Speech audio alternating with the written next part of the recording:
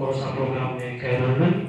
የላሊበላ ከተማ አስተዳደር ምክትል ከንቲባና የትምህርት ጽሕፈት ቤት ኃላፊ አቶ ፈንታው አባተ ወደ መድረክ ለፕሮግራማችን ታዳሚ ከሆናችሁ እንግዶቻችን ከባለሀብቶች ደግሞ አቶ ወዳጅ ሲያተም ሲትረፈረፍ እዚሁ አካባቢ ደግሞ ሌላ አማራጭ የኢንቨስትመንት ጥያቄ እየተጠየቀበት እየሰፋ የሚሄድ በመሆኑ ዛሬ ያየናቸው ለእኛ ገጸ በረከት ናቸው ማለት ነው። ቀጣይ ደግሞ ያሰሩት ይሄን አይቶ ወደ ልማት ገብቶ አካባቢዎቹ ላይ ማልማት መቻል እንዳለባቸው የምናይበት እድል የተፈጠረልን ማለት ነው። ስለዚህ ዛሬ ጥሪያችንን አክብራችሁ እዚህ የተገኛችሁ ባለሀብቶች፣ አመራሮች፣ ሌሎች ወደ ስራ መስኩ የምትሰማሩ በጣም ትልቅ አክብሮት አለን። ልባዊ ምስጋና በቅዱስ ላሊበላ አስተዳደር ምክር ቤት ስም ከልብ አመሰግናለሁ ማለት ነው።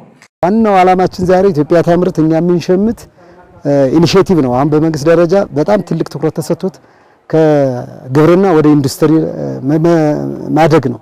አሁን ምክንያቱም በአብዛኛው በግብርና ተቆላልፎ የተቀመጠ ትውልድ ነው ያለን።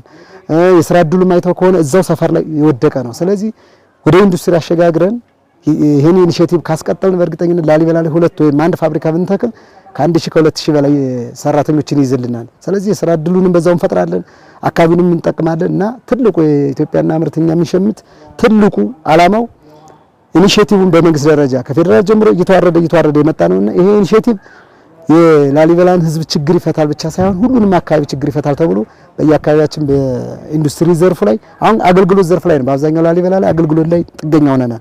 አሁን ደግሞ ወደ ኢንዱስትሪያላይዜሽን መግባት መቻል አለብን። ወደዛ ስንገባ ሀብቱ ምን እየሆነ ሄዳል? ባለሀብቱ ወደዛ ሲመጣ የስራ ዕድሉን በዛ ይጨምራል። ከተማም ደግሞ ማግኘት ያለበትን ጥቅም እንዲያገኝ ኢትዮጵያ ታምርተኛ የምንሸምት ትልቁ ኃላፊነቱን ብዬ የማስበው የከተማውም አመራር አይቶታል፣ ባለሀብቱም አይቶታል።